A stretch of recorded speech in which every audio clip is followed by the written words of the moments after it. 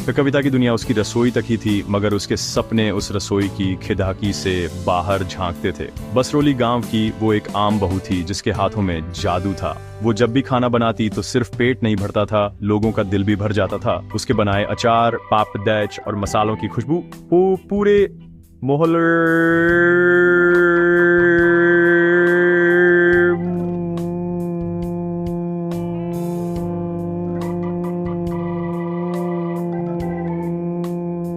थी। लोग कहते इस कविता के हाथ की रोटी में माँ का प्यार है, पर कविता के मन में कुछ और ही चल रहा था। मैं देखती थी कि गांव की औरतें कितनी हुनरमंद हैं, पर उनका हुनर सिर्फ उनके घर के आंगन तक ही सिमट कर रह गया है। उन्हें कोई पहचान नहीं मिलती, कोई आमदनी नहीं होती, बस दिन भर घर का काम और फिर रात का इंतजार। उसके मन में एक छोटा सा बीज पनप रहा था, एक ऐसा सपना जहां उसके हाथों का स्वाद सिर्फ उसके परिवार तक ही सीमित न रहे, बल्कि दूर दूर तक पहुंचे।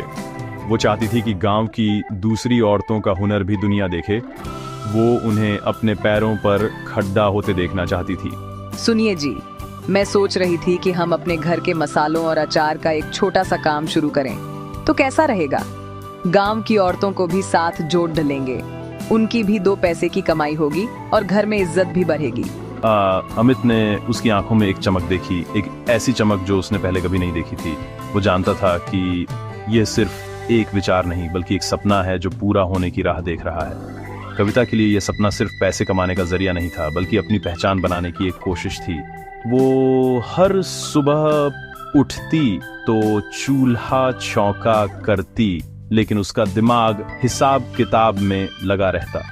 कौन सा मसाला कितनी मात्रा में पड़ेगा, अचार को कैसे ज्यादा दिन तक ताज़ा रखा जाए, पैकिंग कैसी होगी। वो छोटी छोटी डायरी में सब कुछ लिखती रहती।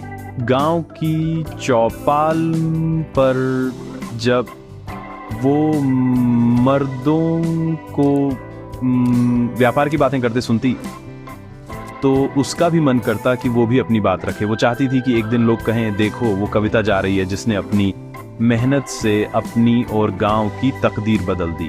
मेरी माँ हमेशा कहती थी, बेटी, औरत का हुनर उसकी सबसे बड़ी ताकत होता है, इसे कभी दबने मत देना। माँ की यही बातें उसके कानों में गूंजती रहती थीं। उसने देखा था कि कैसे गांव में औरतें चुपचाप सब कुछ सहती हैं। उन्हें अपनी जरूरतों के लिए भी पति या बेटे के आगे हाथ फैलाना पड़ जाता है। कविता को यह मंजूर नहीं था। वो एक ऐसी दुनिया बनाना चाहती थी जहां औरतें अपनी कमाई से अपने बच्चों के लिए खिलौने खरीदें, अपने लिए एक नई शादी खरीदें और किसी से पूछना न पड़े। उसका सपना सिर्फ एक बिजनेस खड़ा करना नहीं था, बल्कि गांव की हर औरत के आत्मसम्मान को जगाना था। यही सपना उसकी आंखों में हर रोज एक नई उम्मीद बनकर पलता था। कविता ने पूरे जोश के साथ अपना काम शुरू किया। उसने अपनी जमा पूंजी से कुछ पैसे निकालकर मसाले और अचार बनाने का सामान खरीदा। उसने सोचा कि वो पहले गांव के साप्ताहिक बाजार में एक छोटी सी स्टॉल लगाएगी। उसने पूरी रात जागकर तरह तरह के अचार बनाए, मसालों के छोटे छोटे पैकेट तैयार किए। Sir, just during the war, your prohibitions,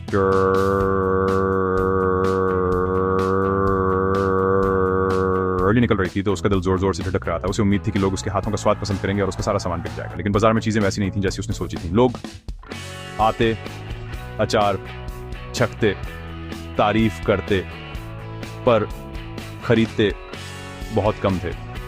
थोड़ा महंगा है, कोई कहता। घर पर तो बना ही लेते हैं, कोई और बहाना बनाता। दिन ढल गया, सूरज डूबने लगा और कविता का दिल भी। उसकी आधी से ज्यादा बोतलें और पैकेट वैसे के वैसे ही रखे थे। उसकी आंखों में आंसू भर आए। उसे लगा जैसे उसका सपना शुरू होने से पहले ही टूट गया है। वो भारी मन से अपना सामान समेटने लगी। उसे गांव वालों के ताने याद आ रहे थे जो कह रहे थे, बहू बेटियों का काम चूल्हा चौका करना है, बाजार में बैठना है। उसे अपनी सास सरोज देवी का चेहरा याद आया, जिनकी आंखों में नाराजगी साफ दिख रही थी। उसे लगा कि उसने बहुत बड़ी गलती कर दी है। उसका आत्मविश्वास पूरी तरह से टूट चुका था। वो सामान लेकर जब घर की तरफ चली तो हर कदम उसे पहाड़ जैसा भारी लग रहा था। जब वो घर पहुंची तो अमित दरवाजे पर ही उसका इंतजार कर रहा था। कविता के उतरे हुए चेहरे और बिना बिके सामान को देखकर वो सब समझ गया। कोई बात नहीं कविता, पहली कोशिश थी। हर बड़े काम की शुरुआत में मुश्किलें तो आती ही हैं। तुम हिम्मत मत हारो, मुझे तुम्हारे हुनर पर पूरा भरोसा है। आज नहीं तो कल लोग तुम्हारे काम की कीमत जरूर समझेंगे। अमित के इन शब्दों ने कविता के लिए मरहम का काम किया। जहां उसे लग रहा था कि सब कुछ खत्म हो गया है, वहीं अमित का साथ उसे एक नई उम्मीद दे गया। उसकी आंखों से आंसू तो बहे, लेकिन इस बार उनमें निराशा नहीं, बल्कि अपने पति के प्यार और भरोसे के लिए आभार था। देखो, ताजमहल भी एक दिन में नहीं बना था। तुमने आज जो किया वो बहुत हिम्मत का काम है। गांव में पहली बार किसी औरत ने ऐसा करने की सोची है। हो सकता है कि हमारा तरीका गलत हो, हमें कुछ और सोचना पड़ेगा। शायद हमें सीधे शहर के बाजार में कोशिश करनी चाहिए, या फिर लोगों को घर घर जाकर अपना सामान दिखाना चाहिए। अमित की बातों से कविता को हौसला मिला। उसे महसूस हुआ कि वो इस लड़ाई में अकेली नहीं है। उसका पति एक ढाल बनकर उसके साथ खड़ा है। उस रात पहली असफलता के दर्द के बावजूद कविता ने तय कर लिया कि वो हार नहीं मानेगी। वो फिर से कोशिश करेगी, एक नए तरीके से, एक नए जोश के साथ। अगले दिन सुबह होते ही कविता की पहली नाकामी की खबर पूरे गांव में आग की तरह फैल गई। औरतें जब कुएं पर पानी भरने गईं तो कानाफूसी होने लगी। सुना, सरोज की बहू बाजार में अचार बेच रही थी। एक भी नहीं बिका। एक औरत ने चुटकी लेते हुए कहा। दूसरी बोली, हमने तो पहले ही कहा था, घर की इज्जत को बाजार में नीलाम करेगी। आजकल की लड़कियों को तो बस पैसा ही दिखता है। ये बातें जब सरोज देवी के कानों तक पहुंची तो उनका चेहरा गुस्से से लाल हो गया। उन्हें लगा जैसे उनकी बहू ने उनकी नाक कटवा दी है। गांव की चौपाल पर भी मर्द लोग अमित पर हंस रहे थे। अपनी जोरू को काबू में नहीं रख सकता, कोई कह रहा था। यह सब सरोज देवी के लिए बर्दाश्त से बाहर था। क्या जरूरत थी ये सब करने की? हमारे घर में किस चीज की कमी है जो तू बाजार में जाकर बैठने लगी? पूरे गांव में हमारी थू-थू हो रही है। लोग मेरे बेटे पर हंस रहे हैं। तूने हमारी इज्जत मिट्टी में मिला दी। आज के बाद अगर तूने ये काम करने के बारे में सोचा भी तो इस घर में या तो तू रहेगी या मैं। सरोज देवी का गुस्सा 7वें आसमान पर था। कविता चुपचाप सिर झुकाए सब कुछ सुनती रही। उसकी आंखों से आंसू बह रहे थे। उसे गांव वालों की बातों से ज्यादा अपनी सांस के शब्दों ने चोट पहुंचाई थी। उसे लगा कि जिस परिवार के लिए वो सब कुछ कर रही है वही उसे नहीं समझ रहा। लेकिन कहते हैं ना, पत्थर पर भी जब पानी लगातार गिरता है तो निशान छोड़ ही जाता है। कुछ दिनों बाद गांव के सरपंच की बेटी की शादी थी। सरोज देवी वहां गईं। खाने की तारीफ हो रही थी, लेकिन कई मेहमानों ने कहा, खाना तो अच्छा है, पर जो अचार आपने अपनी बहू के हाथ का खिलाया था वैसा स्वाद कहीं नहीं है। एक और रिश्तेदार ने कहा, भाभी जी, आपकी बहू के हाथ के बने मसाले तो कमाल के हैं। हमारे घर में तो सब उसके फैन हो गए हैं। ये बातें सुनकर सरोज देवी को पहली बार अपनी बहू के हुनर पर गर्व महसूस हुआ। उन्हें लगा कि जिसे वो सिर्फ घर की बर्बादी समझ रही थीं, वो तो उनके घर की शान है। उनका मन धीरे धीरे बदलने लगा। बहू, आज शादी में सब लोग तेरे बनाए अचार और मसालों की तारीफ कर रहे थे। कविता ने हैरानी से अपनी सास की ओर देखा। मैं शायद गलत थी। मुझे तेरा तरीका पसंद नहीं आया, पर मैं यह भी देख रही हूँ कि तेरे हुनर में दम है। मैं तुझे रोकूंगी नहीं, पर जो भी करना घर की इज्जत का ध्यान रखकर करना। ये सुनकर कविता की आंखों में खुशी के आंसू आ गए। उसे अपनी सास का पूरा साथ तो नहीं मिला था, लेकिन एक मौन सहमति मिल गई थी। ये उसके लिए एक बड़ी जीत थी। सास के मन का यह बदलाव उसकी हिम्मत बढ़ाने के लिए काफी था। सास की तरफ से हरी झंडी मिलने के बाद कविता का हौसला बढ़ गया। उसने फैसला किया कि वो अकेले ये काम नहीं करेगी, बल्कि गांव की दूसरी औरतों को भी अपने साथ जोड़ देगी। उसने सोचा कि अगर सब मिलकर काम करेंगे तो काम भी ज्यादा होगा और सबकी कमाई भी होगी। अगले दिन उसने गांव की कुछ औरतों को अपने घर बुलाया। इनमें राधा भी थी जिसके पति की मौत के बाद घर चलाना मुश्किल हो रहा था, सुमन भी थी जो अपनी बेटी को पढ़ाना चाहती थी, और शांति चाची भी थी जिनके हाथ के पापड़ दियाच पूरे गांव में मशहूर थे। शुरुआत में सब डर रही थी, अपने गांव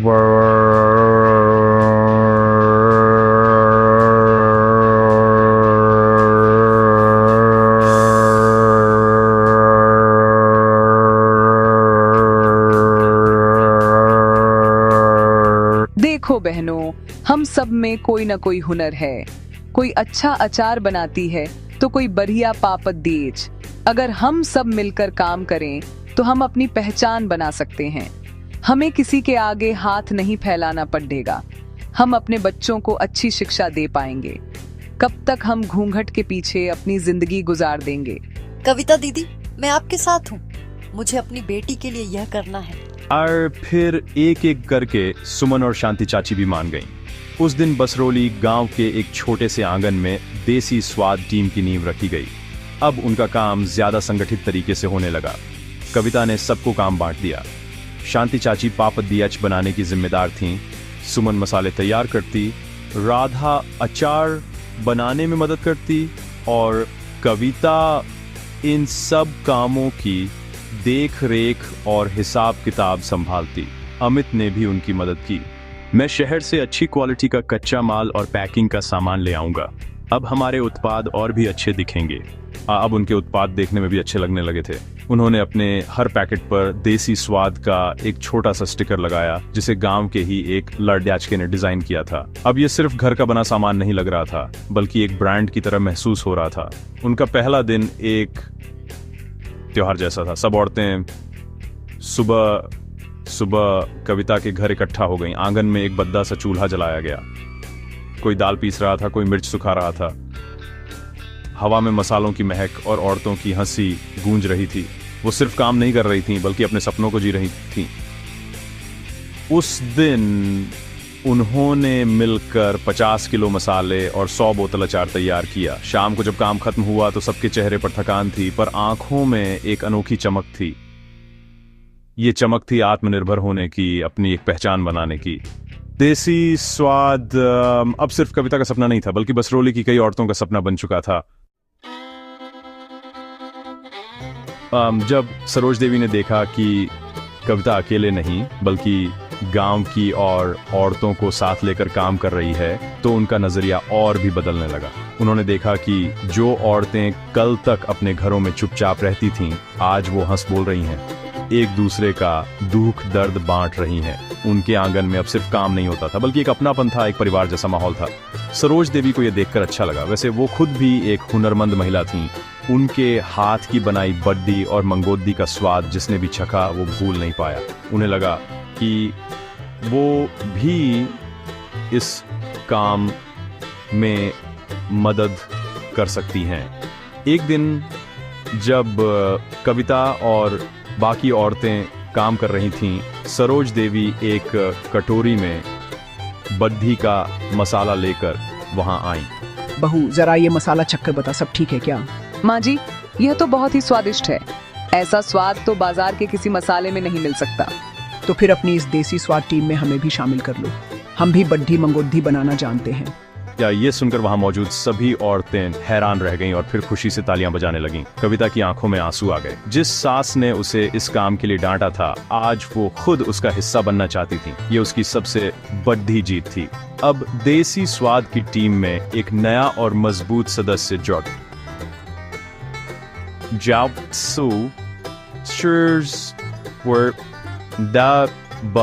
दही और मंगोद ही बनाने की जिम्मेदारी संभाली। उनका अनुभव और कविता का नया जोश मिलकर कमाल करने लगे।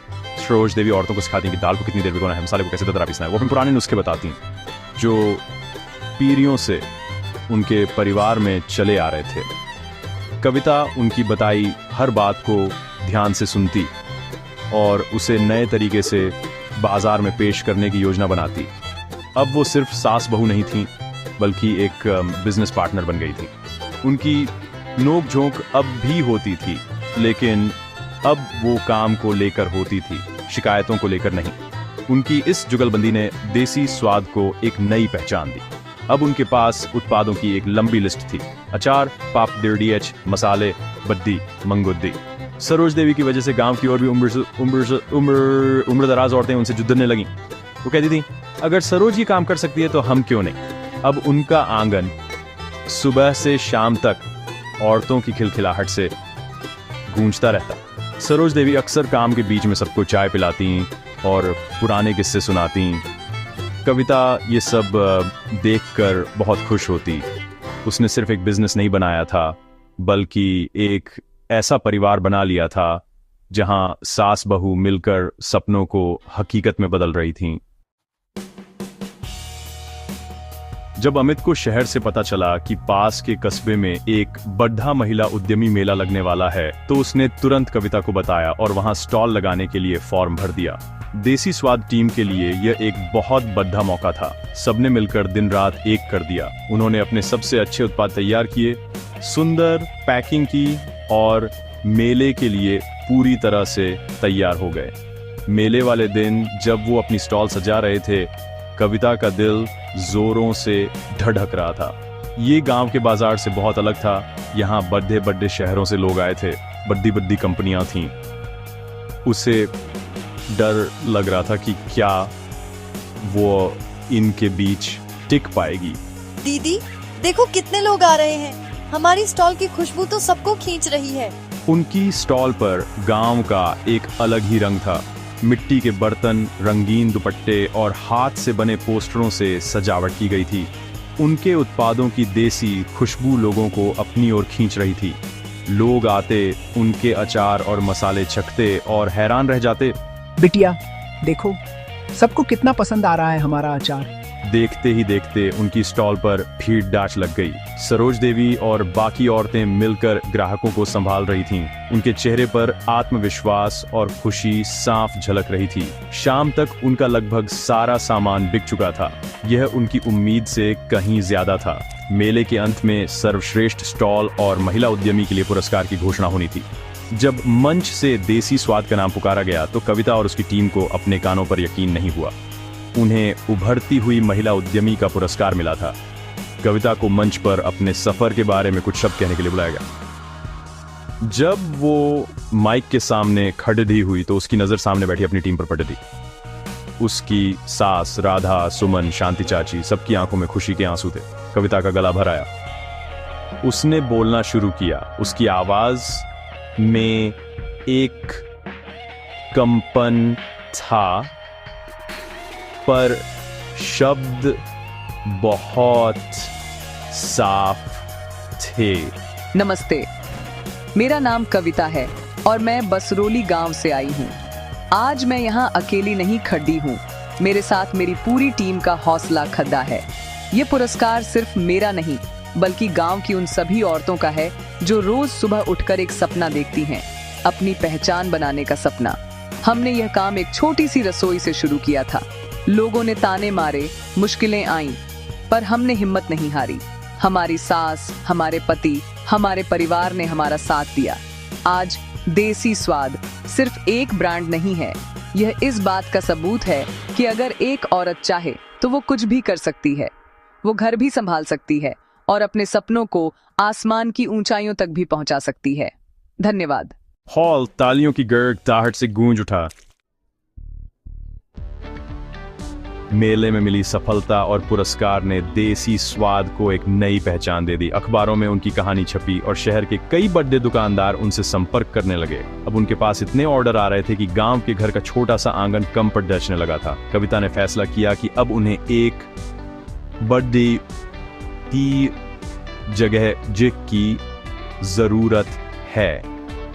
अमित ने गांव के बाहर पंचायत की एक पुरानी खाली पड़ी थी जमीन के बारे में पता किया। कविता ने सरपंच और गांव के बुजुर्गों से बात की। उसने उन्हें समझाया कि अगर उन्हें यह जमीन मिल जाए तो वो एक छोटा सा कारखाना लगा सकती है, जिससे खासकर और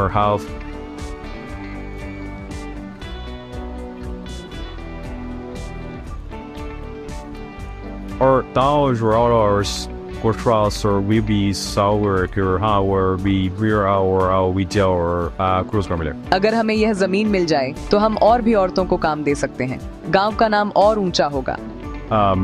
शुरुआत में कुछ लोगों ने आनाकानी की, लेकिन सरोज देवी ने पंचायत में खड़े होकर अपनी बहू का पक्ष लिया। ये लड्डेच की हमारे गांव का नाम रोशन कर रही है। ये सिर्फ अपना नहीं बल्कि पूरे गांव का भला सोच रही है। हमें इसका साथ देना चाहिए। सरोज देवी की बात का सब पर असर हुआ और पंचायत ने उन्हें वो जमीन इस्तेमाल करने की इजाजत दे दी। यह देसी स्वाद के लिए एक बहुत बद्धी छलांग थी। उन्होंने बैंक से लोन के लिए आवेदन किया और मेले में मिले पुरस्कार की राशि को मिलाकर एक छोटा सा वर्कशॉप बनाने का काम शुरू कर दिया। अब उनका सपना और भी बड़ा हो रहा था। कुछ ही महीनों में उस बंजर जमीन पर एक साफ सुथरा वर्कशॉप खरीदी अच्छा हो गया। उसमें मसाले पीसने और अचार मिक्स करने के लिए छोटी छोटी मशीनें भी लगाई गईं ताकि काम जल्दी और सफाई से हो सके। देसी स्वाद की पहली शाखा का उद्घाटन एक त्योहार की तरह मनाया गया।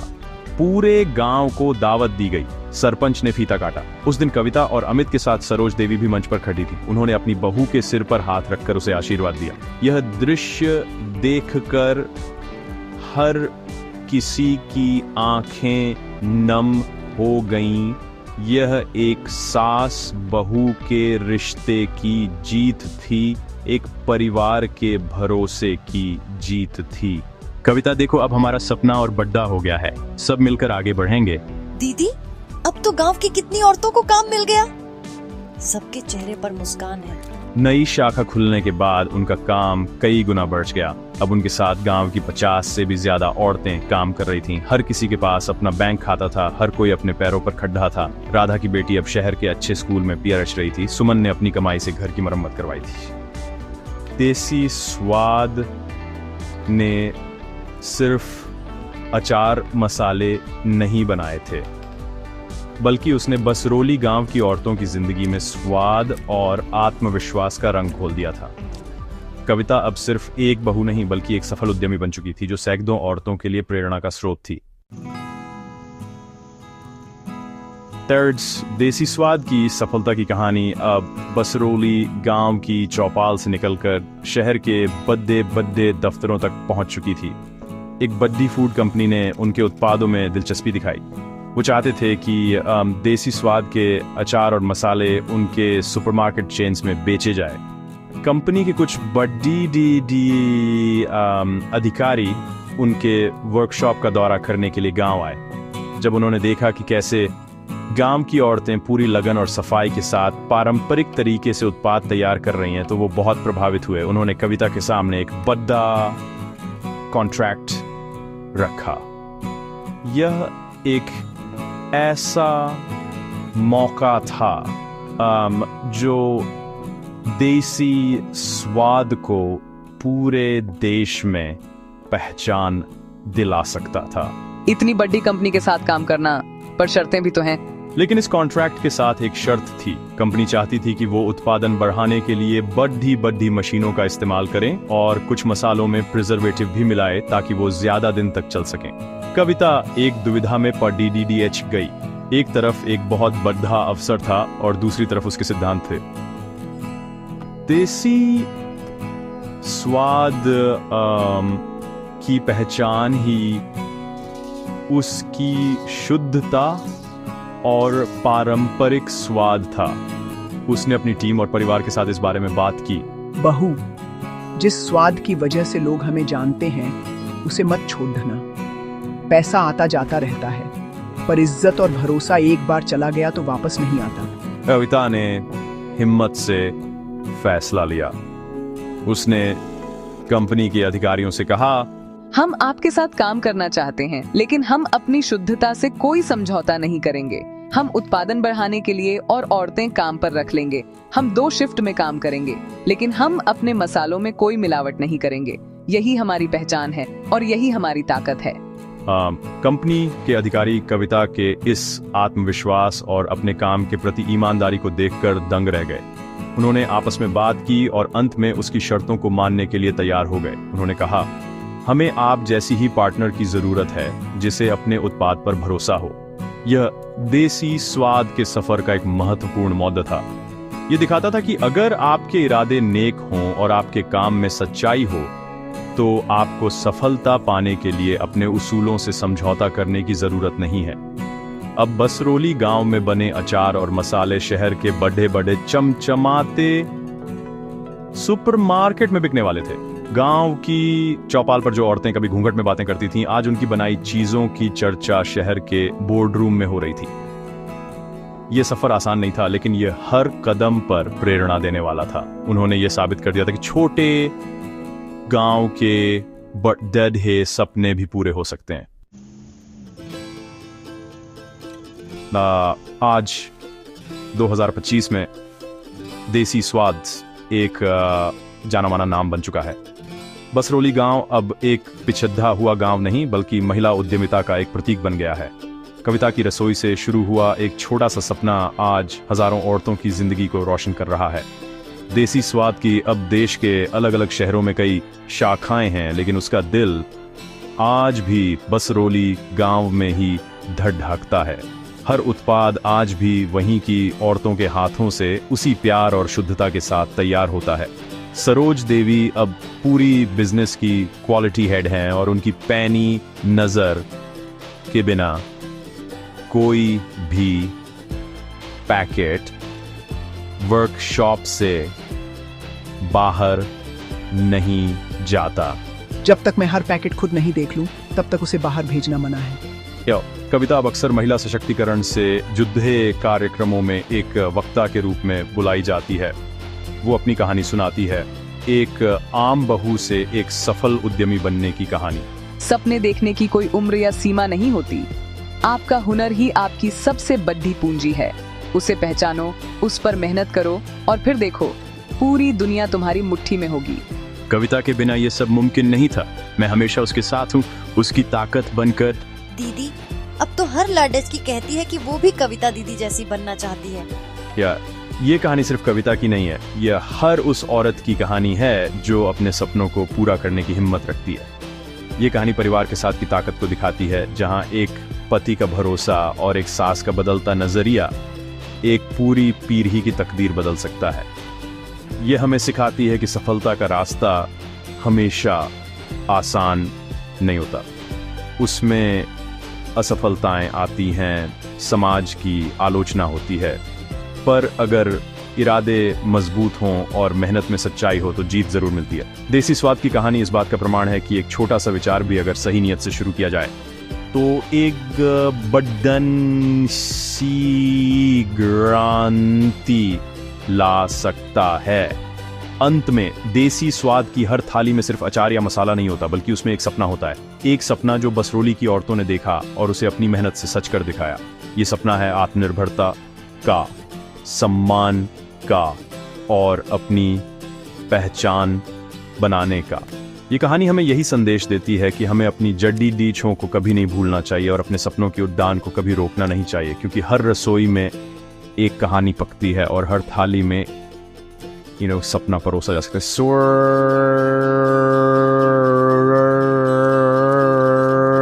तो बस एक छोटी सी शुरुआत करने की